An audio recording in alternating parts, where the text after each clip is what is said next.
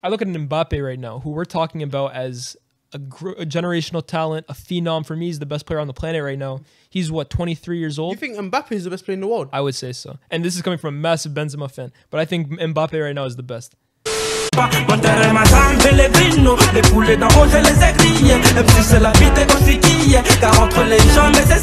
Ayo, my people, it's your boy Monty here, and welcome back to another episode of Vibe with Monty. And today, different settings, different vibes, new guest.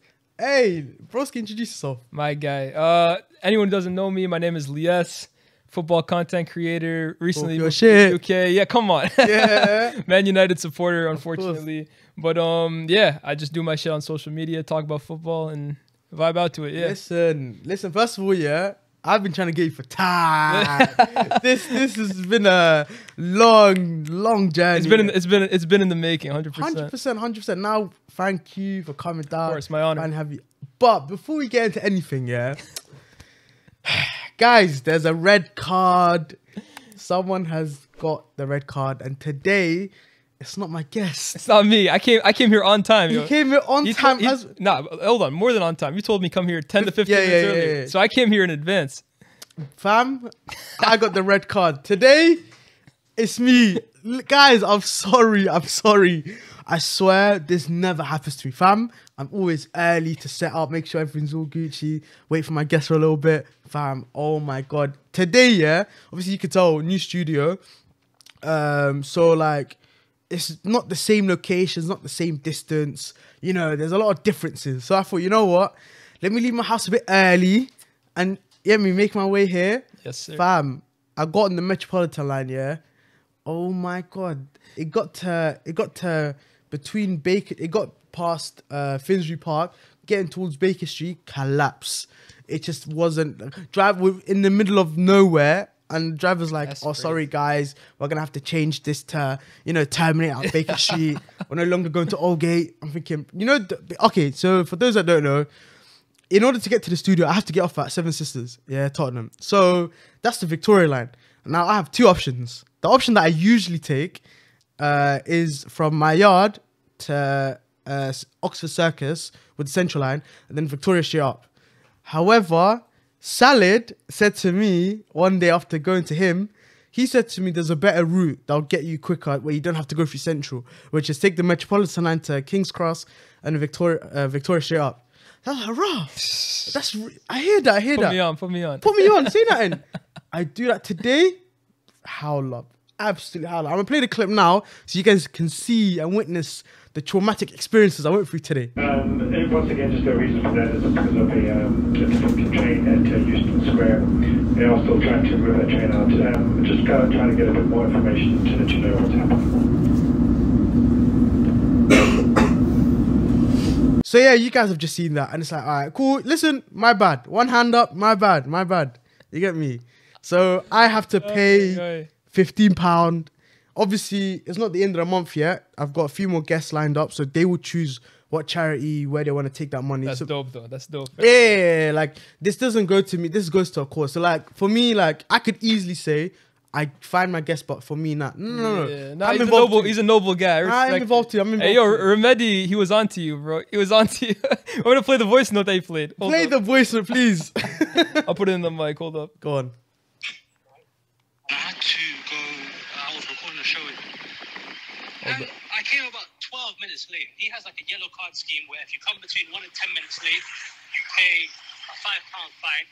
And if you come up like after 10 minutes, you pay a £15 fine. I paid that 50 quid fine, bro. Oh, tell him I want my money back. Nah, listen. The GOAT. Listen. He was late, yeah, and I was early. I was waiting for time. But for me, likewise, I was incredibly late today, so I will pay my fine. Fair enough. And then in the future episodes that you see for next week, whatnot, I'll make a screenshot of me putting the money, giving the money to the last guest, so they can send it to wherever. But good man.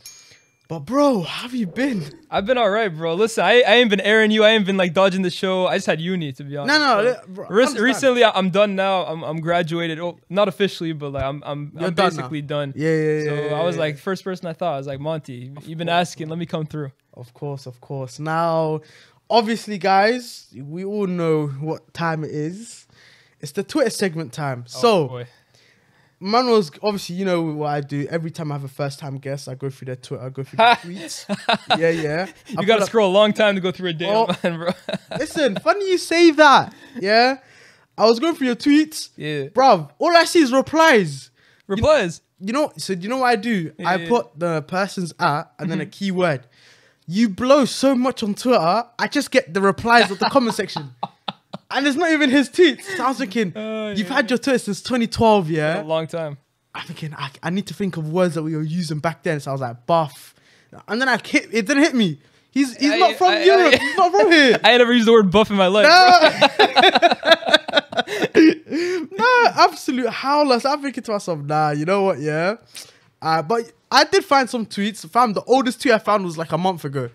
I couldn't, bro. It was a howler, man. It's been poor. You know the only thing though, right? Is I changed my @ like a few times, so that might have been it, bro. I don't know if you were looking up whole lot of LYES'S or bro. There was two. There was 3 LYES'S account. Yeah. The LYES _ Messi 10. Yeah. That's the OG, real ones. Before I even blew on Twitter, they know about that.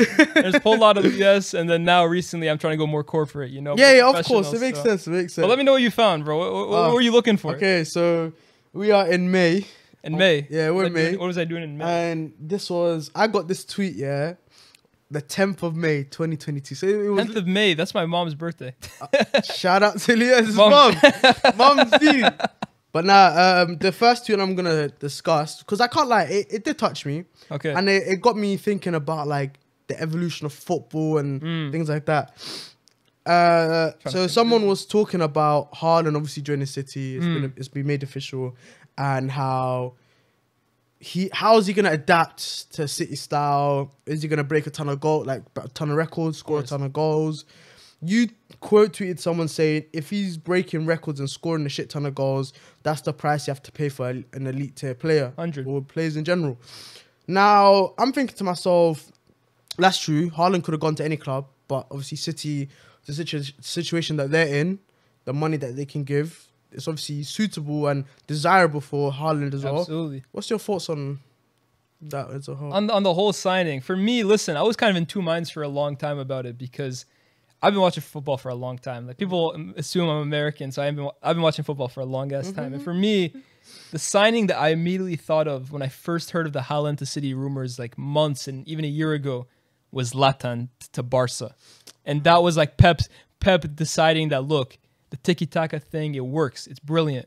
But what if it doesn't? I need a plan B. And that's kind of what's happened at City. Like in these big Champions League games, this false nine thing, it doesn't really roll.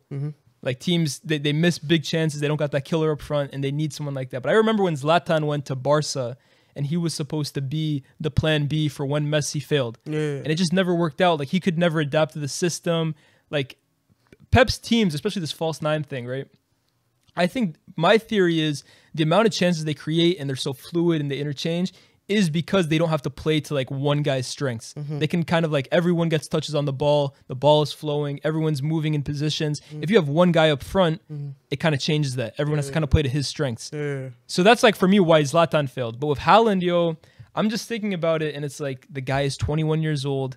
He's hungry, he's motivated, he's coming to City to win, and he's working under the greatest coach on the planet. And for me, I almost feel like Pep will be able to take this guy, mold him into whatever he wants. Because it's not like Zlatan when he was like at 27, ego, doesn't really want to be told what to do. I think his quote was like, you don't drive a Ferrari and drive it like a Fiat, right? Like Haaland, I don't think has that ego. Or if he does, I think he'll be more willing to adapt to this system, 100%. So for me, bro, I'm thinking about it, a guy that good, that complete at such a young age, playing in this City team, I think, the first month or so, it's going to take time to adapt for all parties.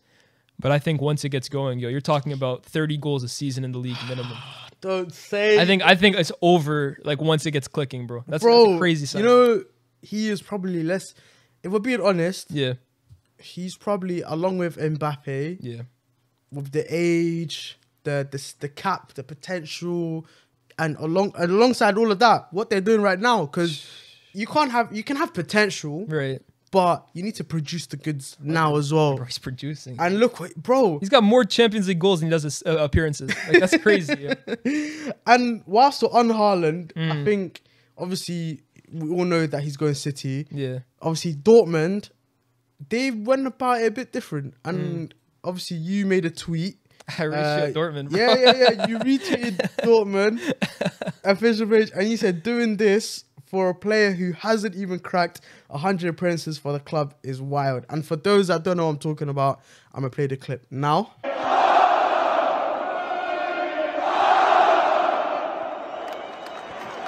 So yeah, it's mad, isn't it? Listen, you're like Haaland.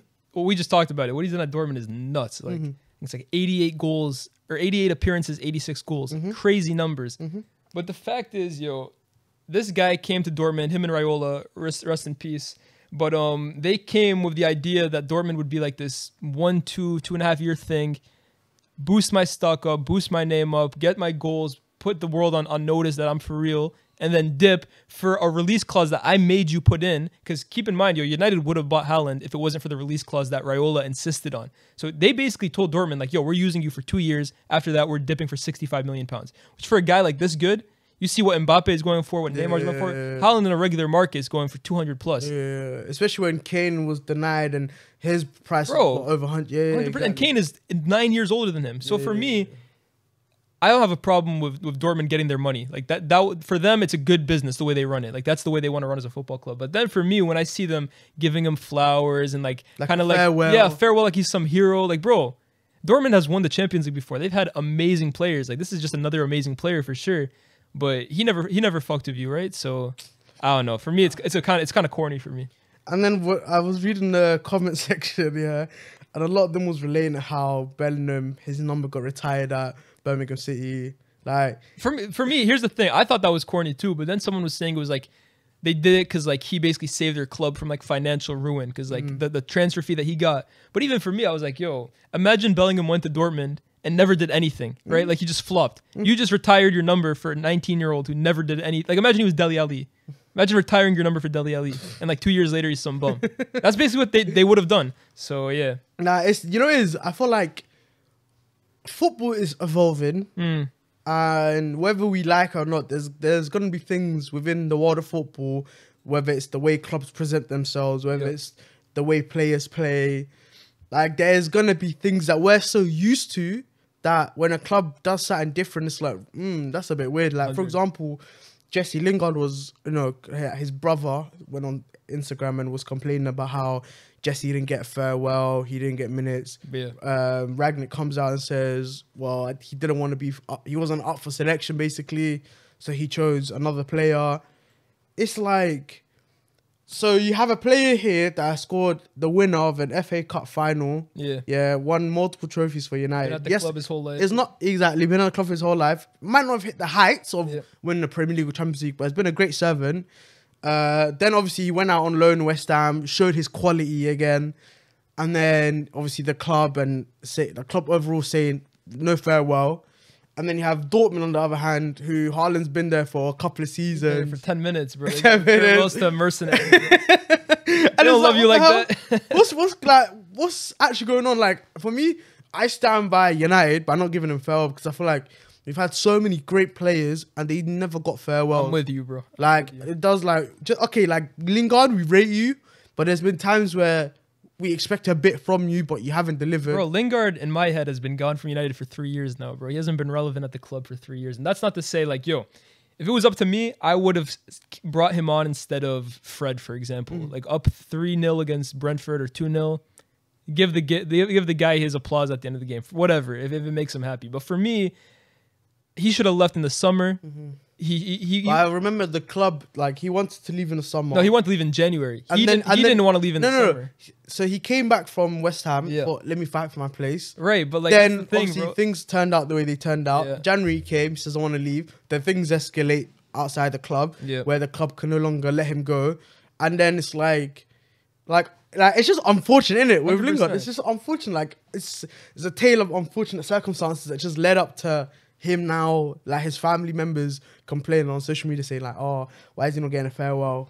And then you see like I said, Harden. personally, I would have given it to him, but like I'm not too bothered about it. Like some people are like writing sob stories for the guy. Like I would have liked to see him leave in the summer. We would have got a nice fee from him. He would have played out West Ham. Maybe they would have won the Europa League with him. True, so true. that's all how it works.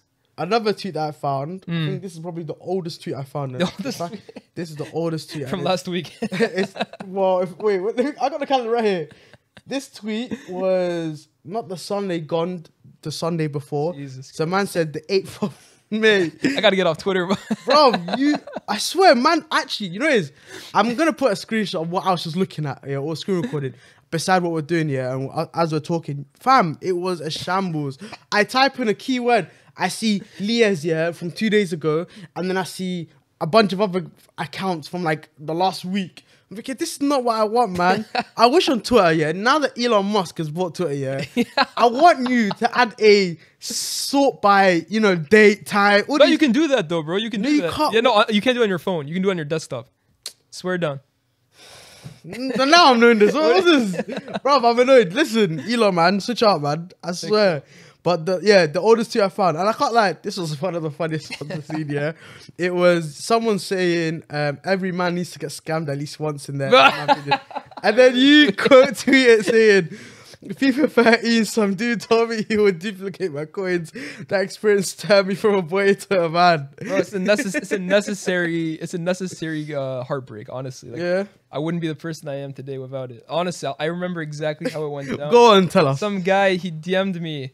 Or I must have like tweeted out my team. I was like, yo, what you guys saying? Like I had like Rooney, Willian. Like it was a nice team. It was nice. Like for back in the day, bro, it was way harder to have like an amazing team like it is today. 100%. Today, you do 3 SBCs. People will have gold. People will have gold teams up until like March time. Bro, yeah, that's how it used to roll back then. And some guy, he DM'd me. He's like, his Twitter account must have been like foot duplicator 13 or some shit like that. He DM'd me. He's like, that's a nice team, but I could definitely duplicate all your coins in your team if you want. I was like, how old was I at 13? I wasn't even like that young, to be honest, because 24. So I was 12 in 2010. So like 14, 15 years old. There's no excuse for me to getting scammed here, right? At this point, I should have enough common sense. But bro, I got greedy.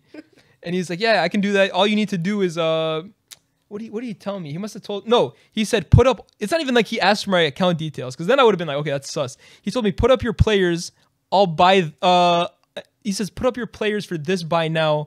I'll buy them. And then I can't remember exactly what it was. And then he will sell it and then make you list a player. It must have been some shit like that. Or maybe it was, no, you know what it was? Back in FIFA 13 was when you could offer up different trades. Yeah, trading. Yes, that's exactly what it was. Yeah. And he basically put up, he's like, accept my contract and then I'll do something for it. And he was basically taking my players for free, bro. It was crazy, yo. And then like whatever was supposed to happen, I can't remember exactly what it was. I was supposed to get all them back ×2 or some shit like that. And I'm waiting. I go to check his profile and he's got me blocked. Bro, he rinsed my entire club, bro. Rooney, Fabregas, Willian, they were all gone. Yo, Willian back in the day was cold, bro. Serious, like an 84 rated card or some shit. Yeah, man. Another like banger was Ramirez. Yes, bro. Bro, that guy was 200k plus, bro. You packed him. Those days I had Ramirez, Fernandinho was really good in FIFA those days. Rooney and Van Persie. David Luiz. Yes, bro. David Luiz in the back was cracked, man. Bro. Nostalgia, man. Nostalgia. But yo, he rinsed me for everything I had, and since then, yo, I can't trust anybody, not even myself. That's funny. Nah, but listen, it's character building. It's necessary character building. Yeah, literally. Some people, they get phone scammed. Me, I got FIFA coins. Relative to every person, isn't it? Listen, that's how it goes. Funny enough, well, obviously, I know we talk a lot about football sometimes, occasionally. Depends how I'm feeling. So we've got LYES'S here, big football content creator. But there's something in the world of basketball. Okay, yeah, talk to me. That touched me, innit? Go ahead. You see Pat Beverly, he's doing a tour of ESPN at this point because some guy tweeted me. He's like, I don't even think Pat Bev was supposed to be on ESPN that day. He was telling me, I think he was just waiting in Stephen A's car and he opened up the car and he just sees Pat Bev. He's like, let's go to work. Bro, he was ready for that shit. He's been plotting for months for that. Bro, he was waiting. And you know what? His time came. Because what happened? He says that He said some outrageous stuff, yeah, which initially had everyone shocked, thinking, nah, man, he's just out here trying to disrespect CP, Chris Paul. So for those that don't know, Pat Beverly, you know, he's notoriously known for being a shithouse in the NBA. He's the NBA shithouse. He's the NBA shithouse. So what he does is he winds up teams, and obviously now he was with the Timberwolves, and we see them celebrating that playing game, and it's all a bit mad. He goes into ESPN with Stephen A. Smith and the other guy, I can't remember his name. What's his name? JJ Redick. Yeah, I think so. Yeah. And then they go on and they're talking about how, you know, CP can't guard anyone. You know, he called him a cone. He's like, well, you know what you do with cones? You run around them. Bruv. And then there's been, okay, so now what's happened is the football world has seen it and said, we don't have this type of, you know, entourage in the Premier League and European football. Now, just imagine Paul Pogba, Raheem Sterling going to Sky Sports and sitting there Monday Night Football and just dissing. Imagine the scenes in this country. I'm actually very passionate about this subject because I'm someone who, I come from the US, so I know all about, like, this is how the US sports media works. Like, they say whatever. Like, for them, personalities are more important than the analysis of it.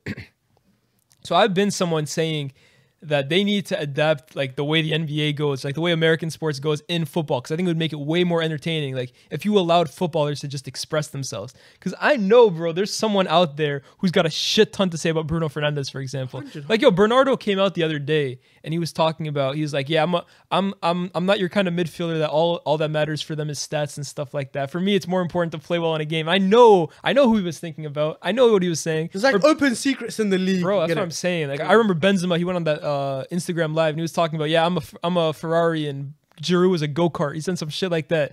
Like, I wish we could have that way more, but the fact is, especially in this country, anytime a player shows any like emotion or personality, the media is gonna kill them. The Brexit fans are gonna kill them. So I know it's not possible, but I could just imagine, yo. And for me, I tweeted it. I was like, if anyone would do what Pat Bev did, it would be Rudiger, bro. Rudiger would be the guy to come out on some bullshit and smack talk other players.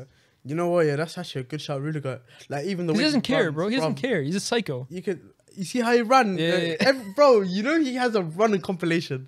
It's crazy. High knees. Did you see his celebration when he scored against Brentford? Oh, yeah. Bro, he looked like he was on crack, bro. He's insane. You know, he has that type of shot like once a game. Yeah, bro. Have you noticed? He does that once a game. I swear he's tapped. He's a nutcase, bro. He's going to be playing in Real Madrid. Yeah, that kind of player. Real Madrid that's a great side. Yeah, oh facts. my God. But it's going to be jokes, bro.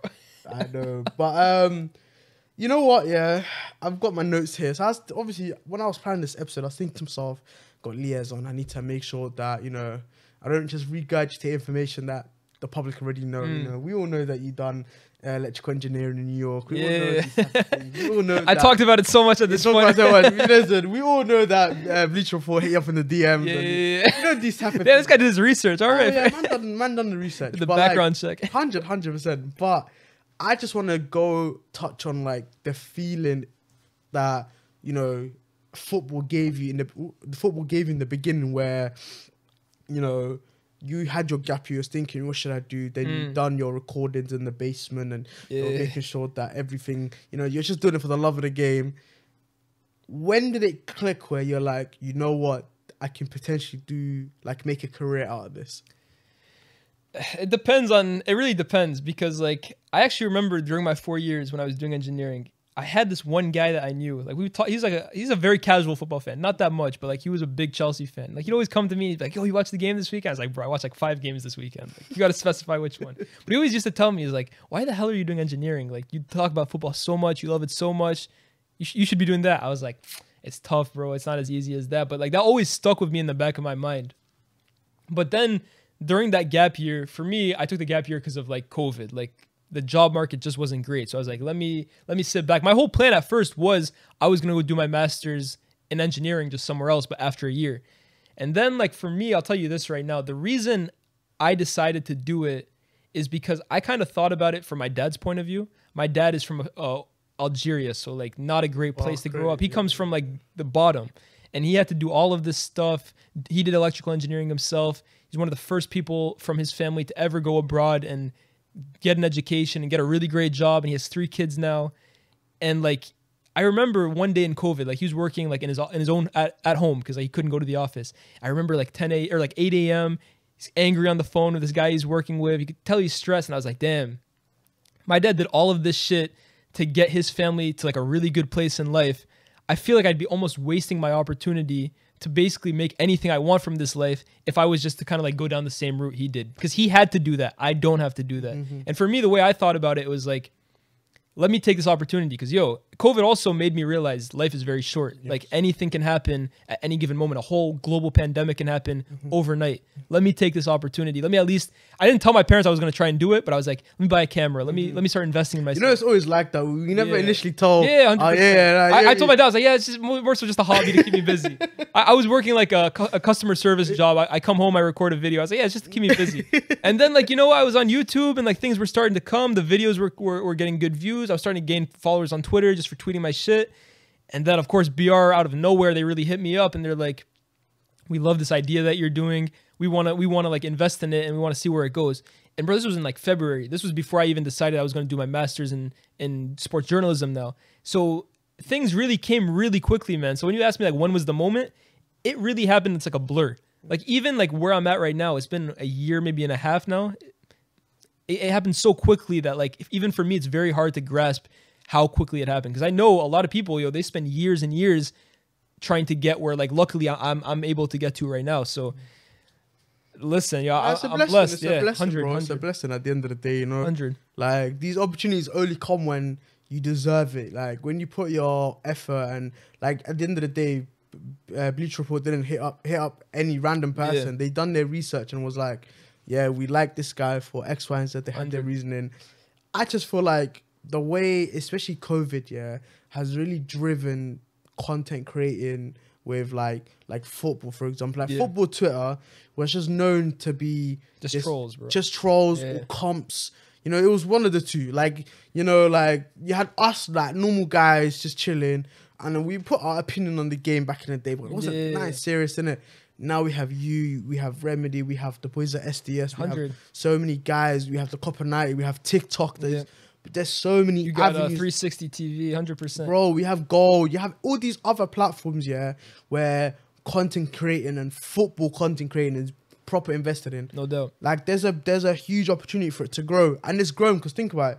There's more viewers and listeners than the people making the content. Yeah. So there's still a whole nother part of the world or market to tap into. 100%. So I feel like the fact that you went from North America, to the UK to do University of West London?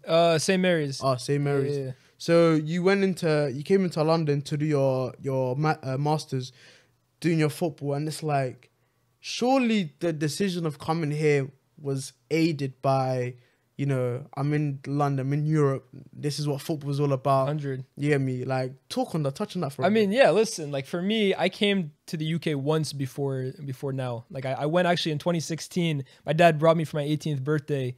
The games I went and watched were Marcus Rashford's debuts against Midtjylland and against Arsenal. I was at those games. Those are my first two games. Those are his first two games.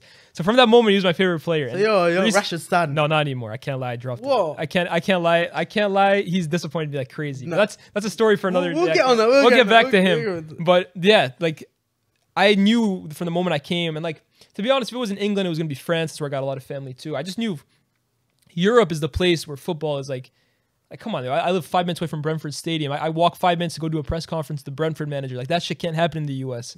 This was the place for me, at least to start, to get experiences, to meet people who do the same shit as me. It's just a good environment. I live close to central London. Like I can't complain. Yeah. But I mean for me the whole plan originally was that I'd do a few years in the UK and then come back to build my brand, build my name up, and come back to the US as like a really big figure in football and help grow the sport over there. That was my original plan, and like also in Canada as well. But now that like things are going really well here, who knows really what happens. But yeah, the whole plan was always to come to Europe, 100%, especially for football. Do you still have that mindset of trying to help like the MLS, for example? Because I mean, maybe one day, like for me, maybe in the back of my head before it was like, also here's another thing too. Growing in the US as a football person, I think is easier than the UK because there's not as many people doing it. So it's easier to stand out. So like it's more of a niche over here. Like here, there's so many. Like we just talked about how many people are trying to do the same thing. In the US, if you're already doing that, it's very easy to stand out amongst other people. Yeah, makes but yeah, listen, yo, like whatever life throws. I'm someone who believes that whatever happens is meant to be. So if I end up back in the US, so be it. If I stay here for the next 10 years, so be it. What's your thoughts on the MLS as a whole? Because I had a conversation with the AWR boys. I've done a recording with them, and they were just telling me like insight. Like obviously, I didn't understand the magnitude. Like you have stereotypes of every league. Yeah. So Bundesliga is the high line league. We have the Premier League where it's just bare low blocks. You go to MLS and it's a retirement home. Like you have every league has its own stereotypes, but the actual challenges that I like, MLS isn't all bad. Yeah. First of all, I just want to get that clear to everyone. But there's some fundamental changes that need to happen in order for them to at least improve as a league and stuff. Just tell me how you feel about, where the MLS was, where it is now, and the trajectory for it to in the near future. It's kind of changed a bit, to be honest, in the last few years, because there was a point where the MLS was exactly that. It was a retirement home. I mean, like you had Beckham was like the first one, and you had David Villa, Gerrard, Lampard, Rooney, Schweinsteiger. They all came, just played their last few years. And there's still players, of course, that do that. But like I think if anything now, the MLS is almost like, or at least they're trying to redefine themselves as almost like a development league where they come up with these like really promising talents and then send them off to Europe very young. And like that's almost what they're being known for. Like Almiron, who's playing at Newcastle now, was kind of like that guy. Like he was a star in MLS and he got his big money move to Europe. He went straight from Atlanta to Newcastle. I think the biggest thing that has to happen for them, it's a cultural change because they kind of follow the US sports thing, is they have to add relegation. But like in the US, sports don't work like that. Like there is no relegation. It's like that's the worst team in the league. The worst team in the league gets the best draft. Yeah. And in that regard, like for the NBA, I think it's great because it keeps it competitive. But like in terms of like football, I think there needs to be that jeopardy that a team can go down. Like a number one draft pick, you're picking from college kids. So like college kids are never going to be like the best players in the US play in academies. Very rarely do you find like the superstar who's coming from college. No, it doesn't happen. Because majority of them focus on like NFL, NBA. Yeah, bro. I mean, there was that one kid a few years ago who went to like Stanford. He ended up playing for Seattle. But like, as far as I remember, there has never been like a player who's like a star on the U.S. men's national team that came from university. They all come from academies or they get shipped off to like Europe when they're young, like a Pulisic, for example. So yeah, and like I think as well as that, like I think the sport just needs to continue growing. But like I'll always say this. Football in the U.S. is a lot better than people. I mean, it is. Yeah, you can vouch for this. Go ahead, talk. Lads, I'm tired of this. Like people assume just because I'm from the UK and I'm from Europe, I'm immediately gonna ball out in the States. It's not that easy, yo. Whoa, lads, calm down. Like it's hard. It's hard out here. Like, obviously, like right now, like I've had so many months of like understanding, okay, I haven't been in the US for time. I need to work on my fitness. I need to work on my shape, stuff like that. So I'm currently obviously working on that. But when I was there in the full season, every time people always get on to me first of all, how I pronounce it, fall. I say fall, but then they say fall. I say fall. Fall, I can't get that. But you guys say autumn, right? You guys don't say we say autumn. We say autumn. It's weird. It's weird to say autumn semester. Yeah, no, it's the fall. It doesn't slap the same, man. It doesn't slap the same. Anyways, so like I went out there. When I first went out there, my first initial thought is, if the league of the country isn't at a certain standard, then surely the development from whether it's academies or in America's case, the college system as well, surely it's a level way below like Europe, for example. I got there. Fam, my roommate was Australian. My teammates were Japanese, African, South American boys. Fam, I had teammates international from all sorts. And like when I'm chatting to these guys, I'm like, oh, like how come you guys are here?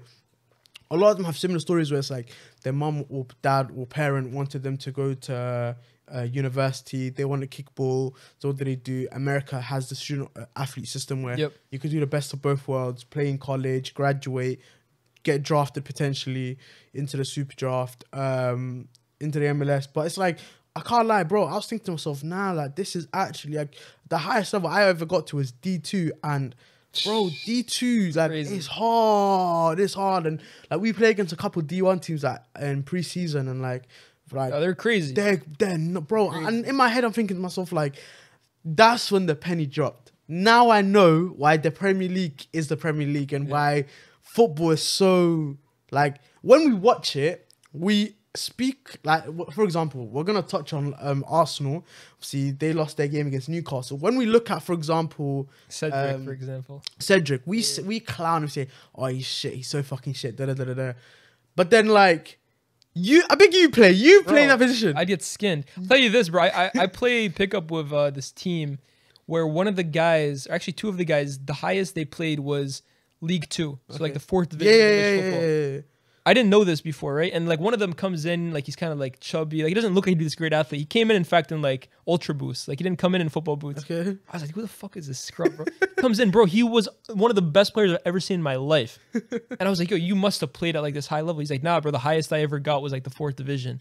And I was like, bro, if you're that good, I don't even want to like think about if you put a Scott McTominay in like 5-a-side or 10-a-side. Bro, they're gonna look like Zidane to us. Oh, they will. That's we have to understand when we're comparing players, we're comparing them to their level. Yeah. Like, but bro, these are the best. These are the best. Yeah, the best these are. Yeah. These, even you might say Cedric isn't good enough for Arsenal, but I promise you, he's a Premier League player, of course, and he deserves to be. Bro, he won the Euros with Portugal. Like, exactly. If you play for your country, for me, bro, exactly. You're and clear. Bro, when it really hit me, when I was like, when we're playing against these D1 schools here, and like, I thought, like, subconsciously, maybe it's because, like, me growing up, MLS in America has always been like us, has been scrubs. Like, they're not it. Like, their main 3 sports are American football, basketball, and baseball. Yeah. Like, actual football it's not even in the top 4 or 5 or whatever. So imagine I'm thinking, like, yeah, like D1, I can, light work, man. Let's do this. I get to D2, man, sweating my ass every day. I'm thinking, all right, cool. This is I like this. This is comfortable. Bro, we play against this D1 team, Oh my god. They probably smoked you, right? Bro, we got slapped 3-0. We didn't even touch the ball, I swear. Like, we was doing low block for the whole game, bro. We turned around to the manager saying, like, what should we do for the second half? He said, like, he just looked at me saying, like, long day. Yeah, long day, innit? Because, like, and the worst thing is they were playing like their JV squad. Bro, we got clowned on. I'll tell you what, bro, like, since I've been here, I played with a few good players. But here's the thing, too. In my head, all the good players in the UK are already at academies. Exactly. So that's the thing. Like, in the US, they're like, kids go to academies like when they're very young, but like not a lot. And then like the best players, they go play D1 or whatever. So there's still a lot of players that are really good, but they don't play for any like competitive team or whatever. They just play for fun, but they're unbelievable. And for me, if they played in the UK, they'd be at academies or something like that. So that's why for me, when I came here, the level wasn't as high as I was expecting it to be. But it's also because like for me, all the good players are already like at Crystal Palace or something like that. You're never gonna see like a baller like just playing on the street. In the US, it happens all the time. Because like, you know why? They're probably signed up to a championship academy. They've been there since they were 14. Exactly. In the US, I'm telling you, there's so many good players that don't get picked up just because like there's not like the academy there for them or like something happened. I played with like some of the best players I've ever played with in my life, and I've been here for 6 months. I've spent time in France, spent time in Algeria. Some of the best players I've ever played in my life played in the US. Yeah, 100%, bro. Like I have a guy, like I'm gonna shout him out, Ted Okoro. You're one heck of a baller. Bro, he came into the semester, and I'm just looking and thinking, like he's tech, he's got something about him, bro. The way he was balling out, I was like, nah, bro, this is different gravy. I'm thinking to myself like, I know you can play for an academy team, like 100%, I know, And he was like several years younger than me, and the way he was built. And like you see, one thing that I like about American sports, and the American system and culture, they emphasize so much on like fitness and the athleticism of an individual, like of a sports. But that was the problem before in the US, in my opinion. In the problem in the US in the beginning, I'm talking like 5, 6, and especially when I was growing up, it was so much on like athleticism and like for me, you look at those old US teams, it's all just athletes. They would get played off the park every time they played. And I think recently, the last few years, they've kind of looked at the model in Spain, looked at the model in France, and emphasized like from a very young age, positional play, technical ability, playing with the ball from a young age. Because I remember in the US, bro, it used to be all just like who can run a mile in the quickest amount of time. Who can do a sub-6.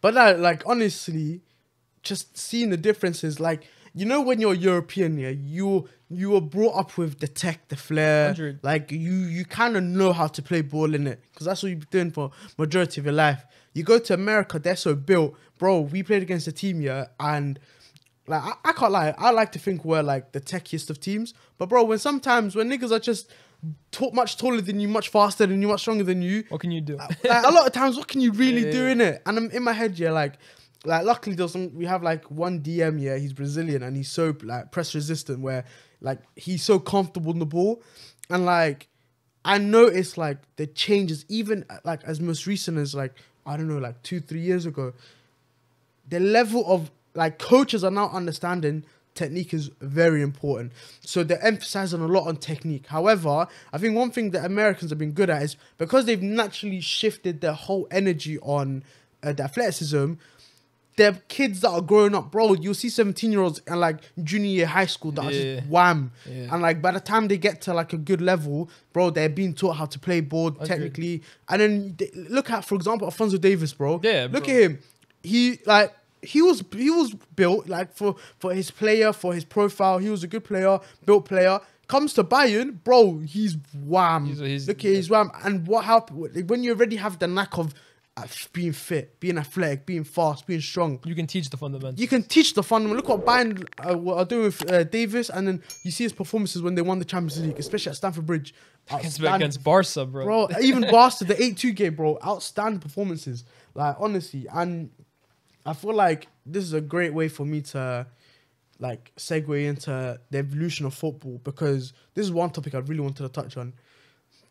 We have been dominated with Ronaldo and Messi for about 15 years. It's been a long ass time. We took it for granted too, I can't lie. Bro, we've taken them so much for granted, yeah? Do you feel like naturally in football there'll be a drop of quality at that level? Yeah, at that level, for me, Messi in particular is a once in a lifetime player. Like, because you really think about Messi, what is his weakness? I don't know whether you're Team Ronaldo or Team Messi. For me, I always sway towards Messi. Like, just maybe because I'm short too, and like, listen, like for me, I see this guy who's like 5'6" with to take growth hormones, and like he's the best player on the planet. For me, anyways, that's where I fall into. But of course, I got love for Ronaldo as well. But I just look at Messi and like, what's his weakness? Like, the guy can do literally everything on a football pitch. How do you perfect perfection? And Cristiano Ronaldo, well, I don't think he's as good as Messi. He's not too far off. Like, he is almost a perfect player. So I look at an MBAPPE right now, who we're talking about as a generational talent, a phenom. For me, he's the best player on the planet right now. He's, what, 23 years old? You think Mbappe is the best player in the world? I would say so. And this is coming from a massive Benzema fan. But I think Mbappe right now is the best. I don't know who you... Why did you say that? Because I just think that the numbers he puts up, what he can do on a football pitch, how unstoppable he is, I think it's going to be common... a general consensus next year. Is that from this season or as a whole?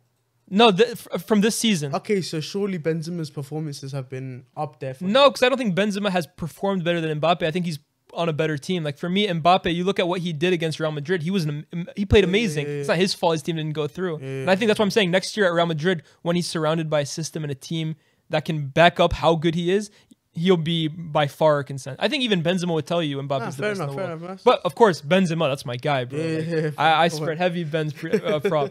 But for me, just on Mbappe, he's the best player in the world for me. If you want to say Benzema or not. Yeah, go on ahead. Mbappe is 23 years old right now. Or I think he's turning 23. At 23 years old, Messi had 2 Ballon d'Ors in the Champions League. He was on his way to his 3rd Ballon d'Or. Ronaldo had 1 Ballon d'Or, maybe 2 in a Champions League already. He was the best player in the world at 23.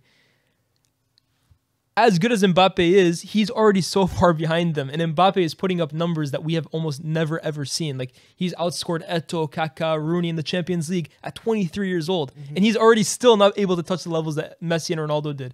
So for me, how do you perfect perfection? I don't think in my lifetime we'll ever see anyone, at least as close to Messi. Like, maybe a Ronaldo, and like even that, it's like to score 1,000 goals in your career. I feel like them two, they're on this pedestal where... Like, there's like throughout the years, there's been that discussion of who's the 3rd best. You know, like it's just every year that name will just rotate because they're like I don't know why is it in football that we need to have a 3, like a top 3. Like everyone's so fixated on the 3 when really and truly it's just them two by themselves. And here's the thing too, right? In terms like Messi and Ronaldo, hold on, what was my thinking about this?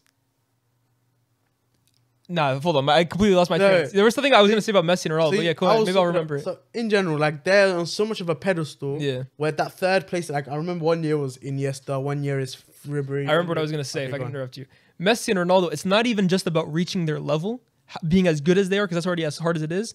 You have to do it for 15 years. That's what I was going to say. To do it as consistently year after year after year, because you've seen Neymar drop 50 goal contributions. You've seen Suarez won the Pichichi. But to do it for 15 years straight is unheard of.